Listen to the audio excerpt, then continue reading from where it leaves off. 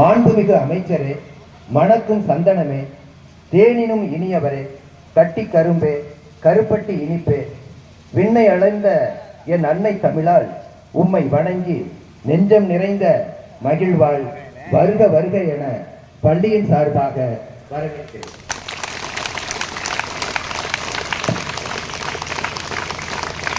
இந்த சிறப்பாக தந்து சிறப்பித்த ஆற்றல் அரசர் அகரம் தொடங்கி சிகரம் தொட்ட எம் மாவட்ட முதன்மை கல்வி அலுவலர் ஐயா அவர்களை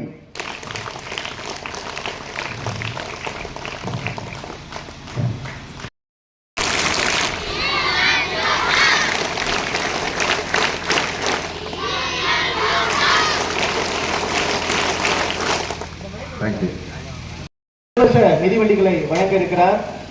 அனைத்து மாணவ மாணவிகளும் கரவோசை எழுப்பி அவருக்கு அந்த வரவேற்பை தருமாறு அன்போடு கேட்டுக்கொள்கிறோம். தமிழ்நாடு முழுக்க இன்றைக்கு மக்களுக்கான திட்டங்களையும் மாணவர்களுக்கான திட்டங்களையும் அரசானது செய்து வருகிறது. அந்த வகையில் இன்றைக்கு அரசா மிதிவண்டியை அமைச்சர் அவர்கள் மாணவ மாணவிகளுக்கு வழங்கிக் கொண்டிருக்கிறார்.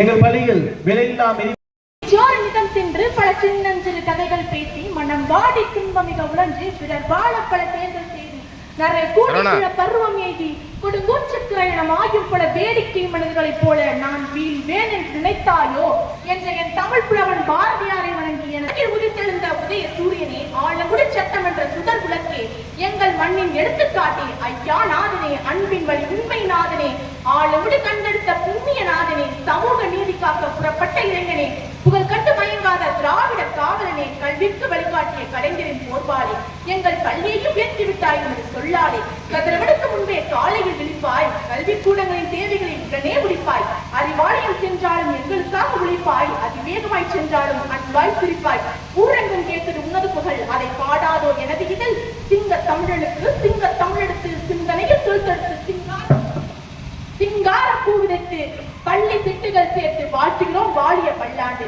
படித்த பள்ளியிலே பொது தேர்வு எழுதிடவே தேர்வு மையம் தந்ததனால் பெற்றிருக்கிறோம் பெருமகிழ்ச்சி போற்றுகிறோம்.